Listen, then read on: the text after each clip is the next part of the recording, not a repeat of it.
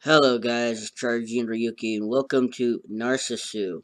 This is going to be Narcissu first and second, like the first part and second part. I do not know how long this is going to be, but I'm going to take this seriously. There'll be no jokes or anything. First impressions of it, this screen, no music or anything. But nice artwork right up there for this character here. Because I believe this is the first part is actually her story. So we're just going to go here. We're going to click on that, eat that, and no unvoiced. On a blinding bright day, on that very day of winter.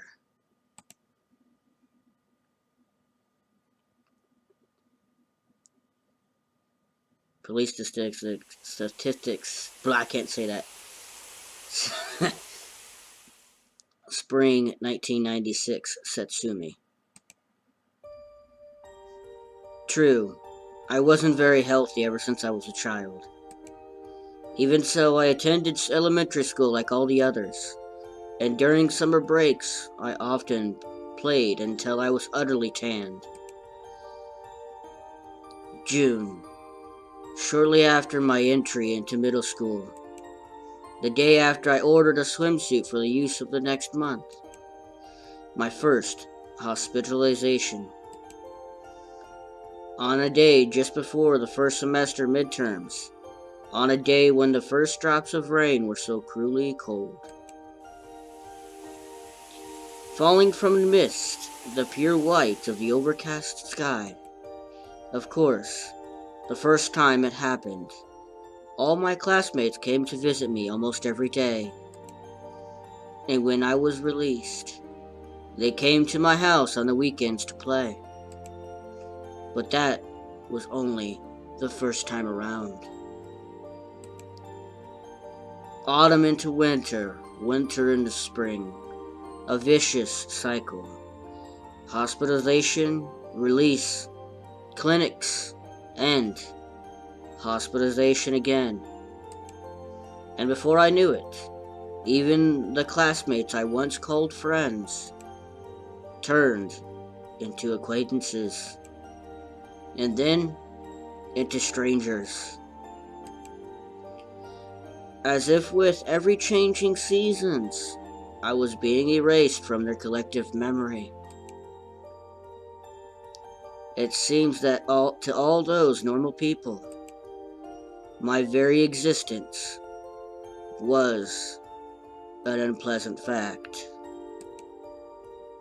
And so, it looks like I've been erased.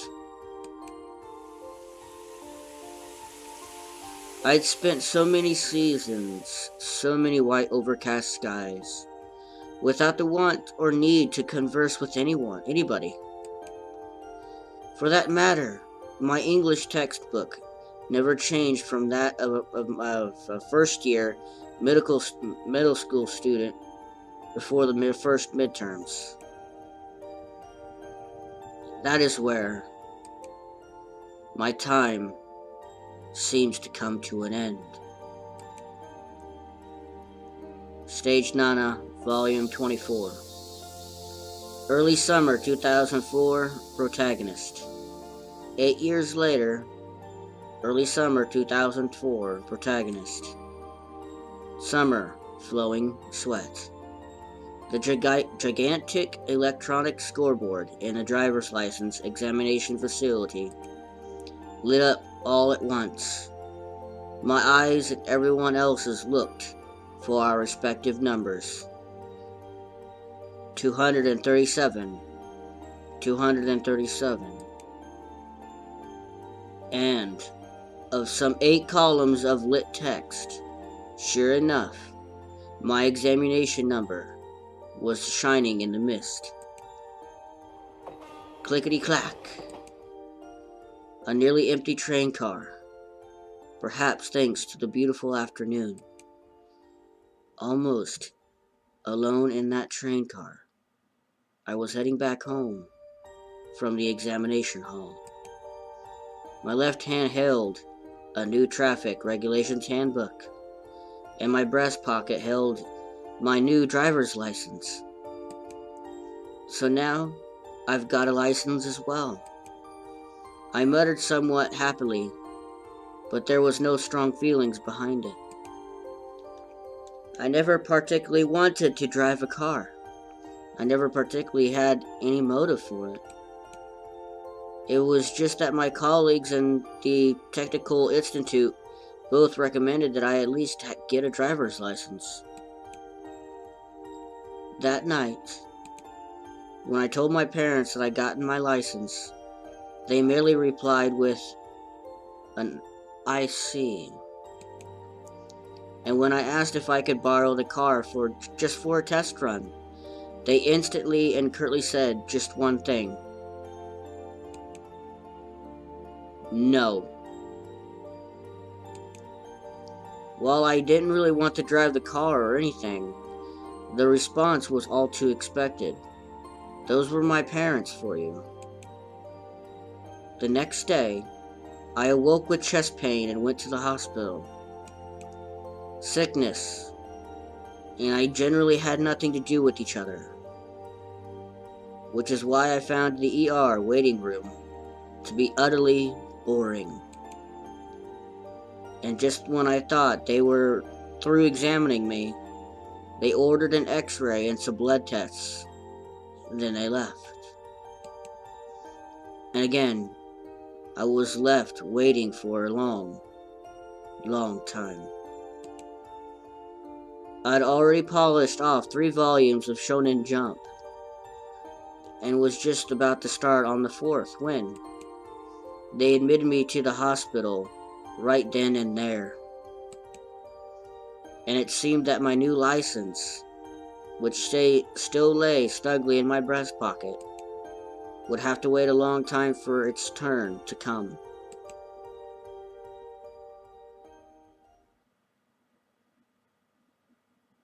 Protagonist Autumn 2004.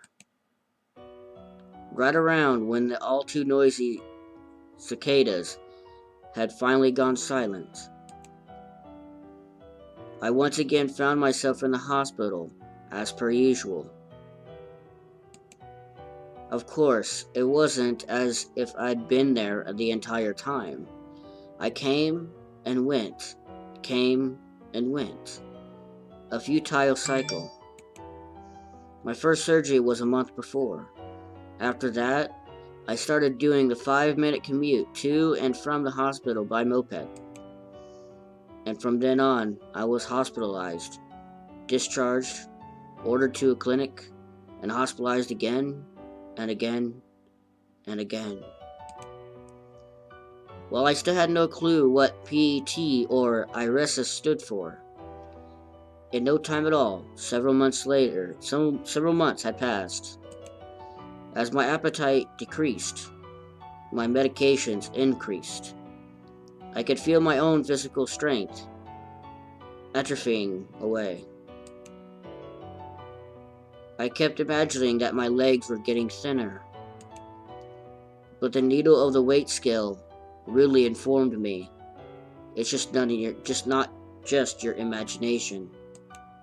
And yet I kept looking on at myself with detached interest, as if it were happening to somebody else entirely, as if I were looking at a scene on TV or the like.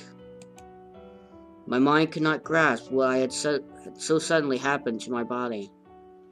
Nothing within me was telling me that this was real at all.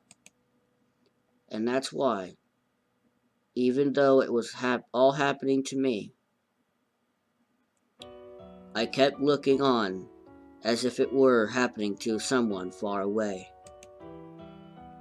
Protagonist Winter 2004. A day of winter around when the Christmas trees had vanished from the streets. I was discharged home as a kind of year's end treat. It seemed like an exercise in total transcendence. But still, it made me slightly happy.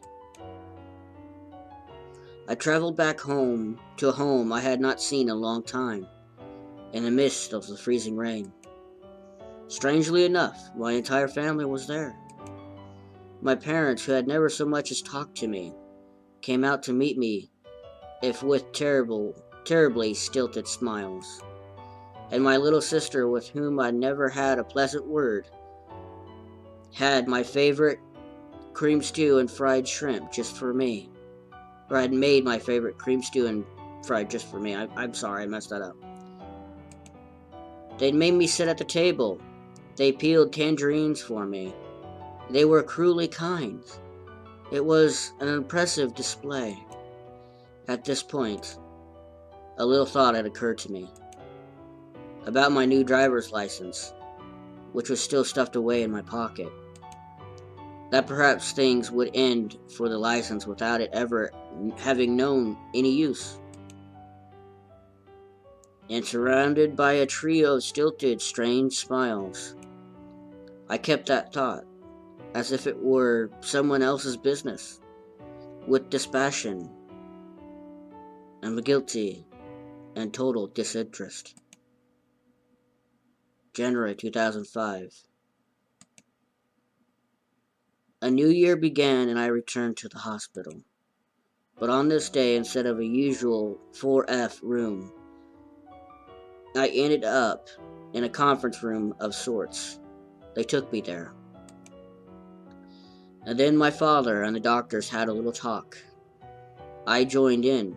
Well, they talked to me. So this was their so-called announcement. They said it in a terribly roundabout fashion, but they told me that I was going to die. I see.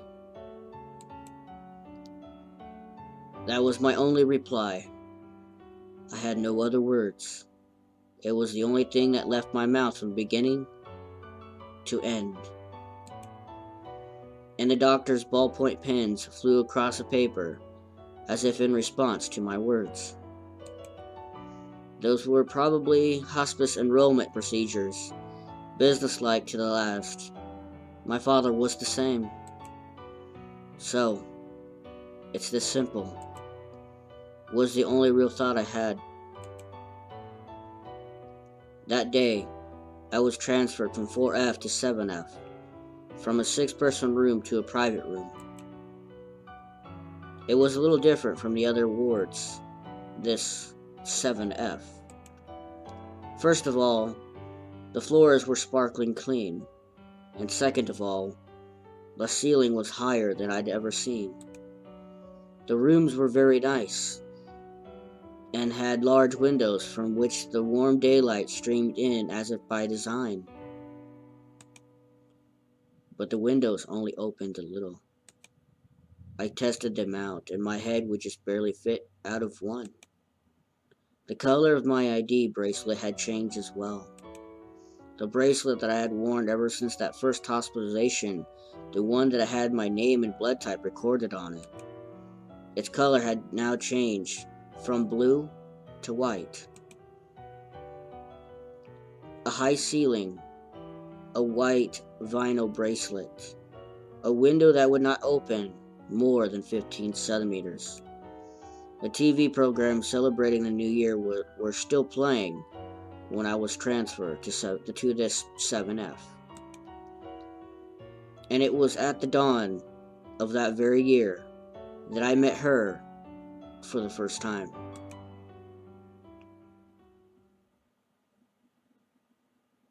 Narcissu.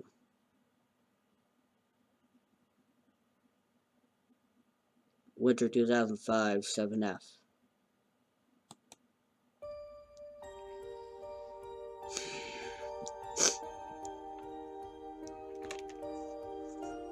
There was this kind of like a lounge at one side of the corridor, across from the nurse's station. This gently deserted place held a few couches and chairs, as well as a large TV. Stupid programs commemorating the new year were still being broadcast on a 28-inch screen. And there was a girl who looked absolutely bored watching that absolutely boring TV. Short, in pink pajamas, a white bracelet on her wrist, just like mine. Impressively long hair that almost reached down to her hips. Hey, do you find that interesting? There was no deep purpose in the asking, simply, I had nothing else to do, so I started talking to her. Not really, was her only reply to me. She didn't turn to face me at all, and she kept looking on with boredom at the TV as if I didn't even exist. Then don't watch it. Even as I thought this, I sat down in a chair next to her, and side by side we watched TV. Nothing else to do. Nothing we could do. So we sat there silently and watched TV.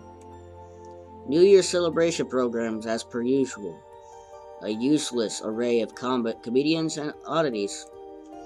And every so often, the MC's stupid, shrill laughter resounding dryly in this white, sun-drenched lounge. Say, tell me. The girl suddenly started talking to me, but her eyes were as always glued to the TV screen. How many times is it for you now? What do you mean by that? How many times have you come here? To 7F? Sorry, I have no clue what you're talking about. I see. So it's your first time then? So she'd seen my confusion about her question and come to the right conclusion. Then since there's no one else around, and since it's my duty, there's this rule. Nodding slightly, she explained that the rule was that someone here, 7F, should tell newcomers the truth. I knew nothing. I understood even less. And as if I did not even exist, she slowly started her speech. Then listen closely. Her words, spoken methodically, one by one, were a little different from all the ones I've heard from the doctors about this place. In their businesslike, crisp syntaxes, they told me that this is a place where one waits for medical advances. This is a place where one heals one's heart, and perhaps they might have been correct in a general sense. But according to the girl, that was just a party line. The truth was that this 7F was the only place in the hospital where medical treatments did not take place. This was just a place where you waited for your life to come to an end. Those were her words to me. I thought so as well. I'd felt even before she'd spoken. See, this is my second time. Second time doing what? Coming here. And then she explained to me that nobody on 7F stayed here from initial hospitalization all the way until death. While there was zero possibility of being cured, you were sent home if your condition was stable. But if it worsened again, you would be returned here. That cycle ended only in death. Whether it was at home or here on 7F, always one of the two, you were going to die. No way to escape it, it seemed. And with that meaning, permeating her every word, she informed me that this was her second time up here. I'm only going to say this once, so listen closely now. She continued speaking, all the while staring at the blank TV screen. This wasn't idle chit-chat about when the lights out or where the kitchen was or anything like that. This was something completely different. The third time you are discharged home, resign yourself. There won't be a fourth time. You'll never go home again. If you ever want to escape, head toward the B station, not the A station. Eat nothing. That is the simplest shortcut. You leave the smallest burden on your family that way. It was as if she was packed to the brim with matters like those.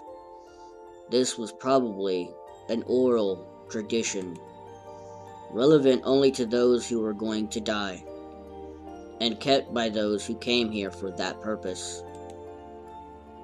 So, is this the duty that you were talking about? Yes, that's right. So do you remember to perform it for a newcomer yourself someday, okay? With those words, she slowly stood up. She casually tossed her long hair, and it grazed my nose. I have to go get my temperature measured, so... Then she turned her back and started walking down the corridor. Now completely deserted, save for me, the lounge held only the laughter from the TV and the white flowers by the windowsill. In the end, she didn't even look at me once.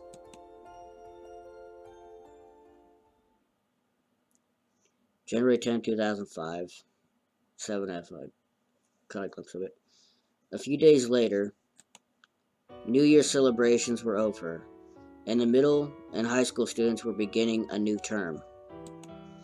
And just as ever, she and I sat in this lounge, staring blankly at the TV. This is boring. So it is. So we said, but both of us kept our eyes on the screen. Hey, is this place always this way? I don't understand what you're getting at. I'm getting at how is it always deserted? Other than the nurses, doctors, and help staff, and other than her, I've not seen a single person. Did everybody go home for the new year or something? Do you really want to know? Well, I didn't mean that I won't tell you. We, who, disinterestedly tossed back and forth this exchange that could not even be called a conversation. The slight breeze, coming from the window that would not open more than 15 centimeters. From time to time, her hair would sway, and as if in agreement, the flowers at the windowsill would too. This is how we killed time day after day, staring at the boring, good-for-nothing TV. Click, click, click. Oh, here the two of you are, an elderly nurse said as she rushed towards us. From what I'd seen of the nurse's station, she was apparently the charge nurse of 7F. Well, Miss Satsumi, any fever? I'm fine, no fever. Satsumi. So that was her name. You really shouldn't be moving around like this. Do you understand? Everyone's worried about you. Well, whatever. Come now. What kind of answer is that? Oh, children these days. The nurse continued to scold and henpeck for some while longer. And the girl named Satsumi, just pretended not to notice it at all. She simply stared straight forward at the boring TV, paying that fussy nurse as little heed as she could. I'll be coming later to draw some blood, okay? With those words, the charge nurse went back to the nurse's station. Hey, you know, well, mind if I call you Satsumi? I asked this as I stared at her white vinyl ID bracelet and at the blood type and the name written therein. Is something the matter, Satsumi? Why are you calling me that? Huh? You're younger than me. Hey, why am I younger than you? Nothing. That's just what I thought, is all.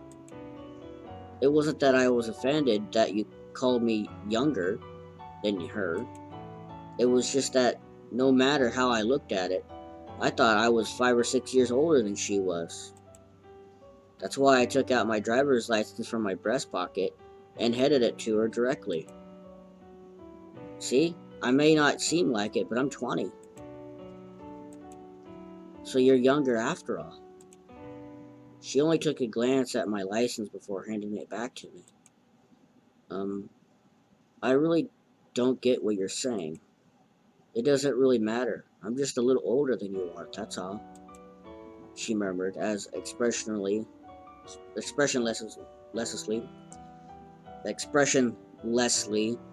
as ever. Her eyes were fixed on that boring TV, alright, but it also felt as if she was gazing at something far away. After they'd taken my AM vital signs, I snuck past the nurses and boarded the elevator. When I got to the first floor, I walked out the 8 outpatient clinic doors and walked outside of the hospital. My goal was the place that I'd been told about not long ago. The Fairway B station, not the nearby A station. It wasn't that I wanted to escape or anything.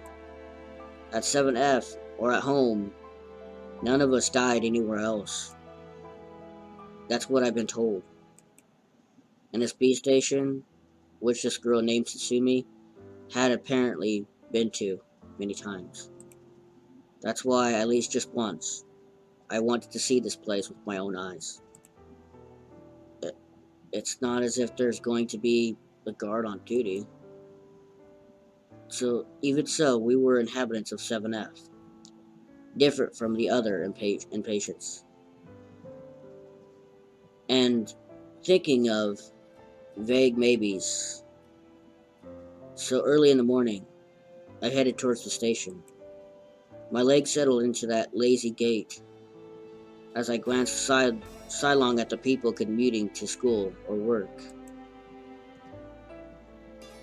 After about 25 minutes of this, I arrived in front of the station, roughly 4 bus stops away when I calculated it out.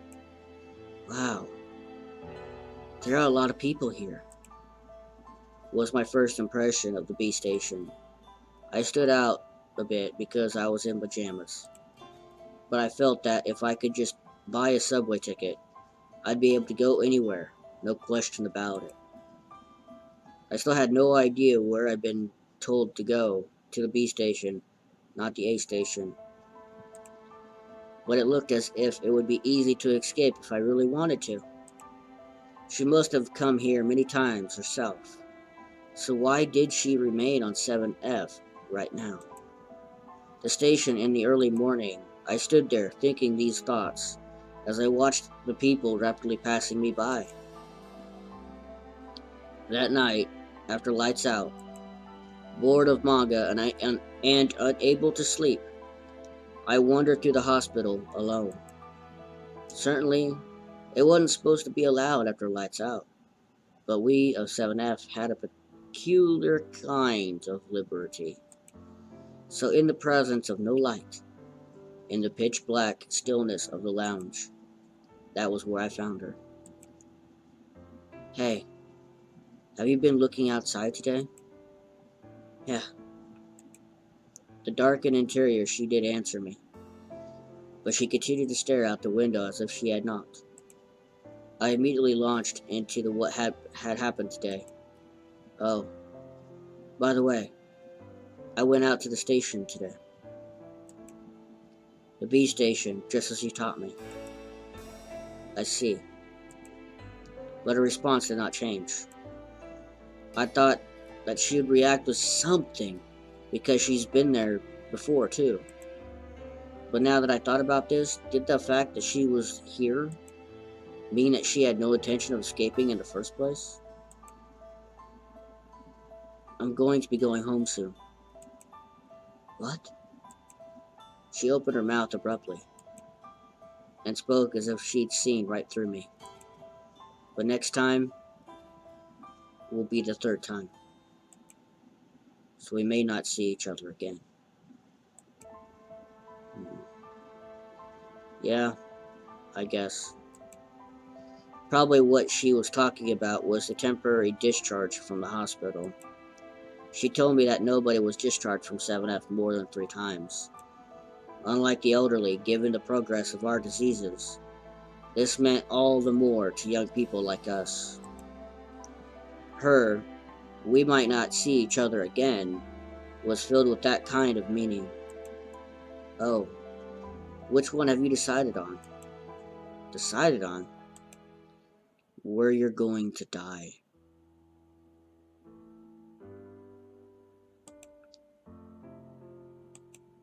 When that word, death, came up so abruptly, I was at a total loss for words. I don't know. Haven't thought about it yet. I see. It's just your first time after all.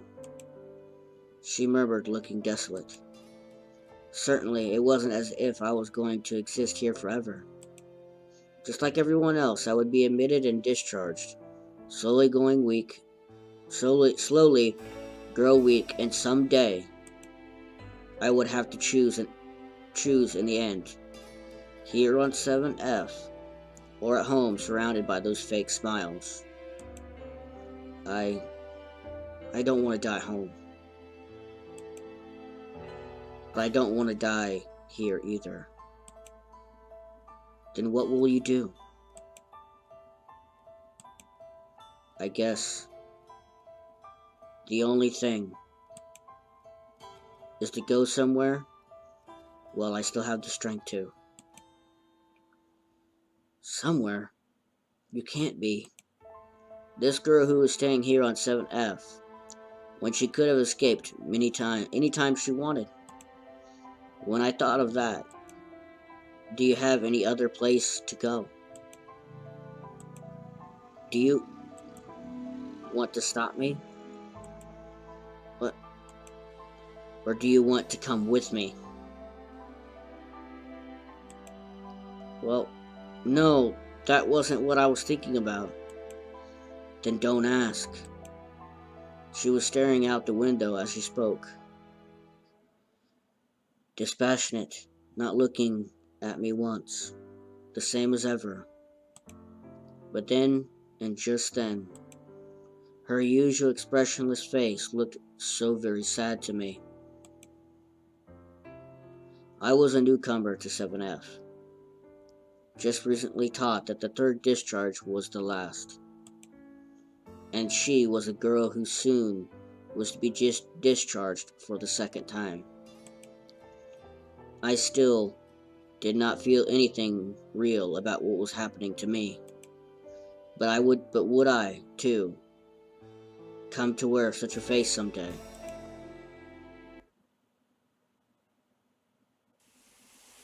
The rain at morning twilight.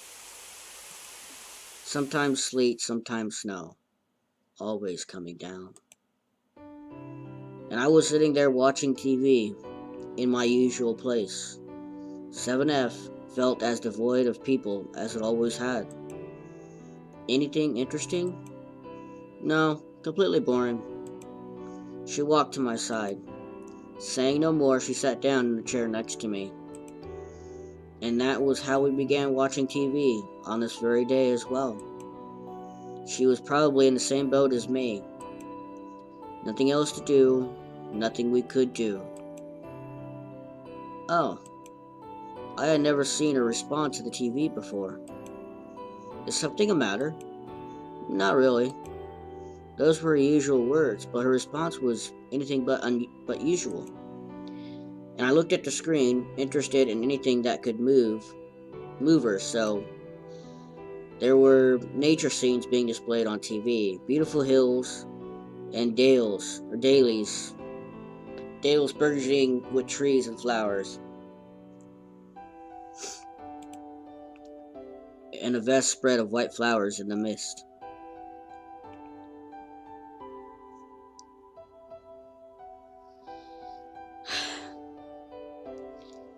I remembered those flowers from somewhere. They looked very similar to the white flowers that decorated the windowsills. Could those be the same flowers? You know, the same as those over there. I pointed to the flowers by the window as I said this. No. Huh? Really? They're of the same variety, but they're not strictly the same. She glanced at the flowers by the window for a second and then went back gazing at the TV. She told me that they were different, but I couldn't see the distinction between the two. And it meant nothing to me whether the flowers were the same or different. But what did mean something was this girl who usually never said a word more than she needed to. She was conversing in a rare form today, which was why I decided to follow along. Do you happen to know a lot about them? Flowers, that is? Not really. Really. But I don't see the difference. The flowers on the screen and the flowers in the vase to her side. I continued to talk as I stared vacantly at the two. Look, are these orchids or lilies? See, they're pure white, right? I had no interest, yet I kept trying to make a conversation. But she resumed her silence soon enough, and with her usual lack of expression, she continued staring at the boring TV screen. And just when I turned back to the TV, resigned to the fact that I'd get nothing more out of her. Narcissus. What? Those are narcissus. As she answered. She turned to face me for the first time. Her hip-length hair swaying, she pointed at the TV screen and looked at me. The ID bracelet on her wrist was white. Her skin was white, just like the flowers on screen. And I swore I could see a tiny smile on that face that was looking at me for the first time.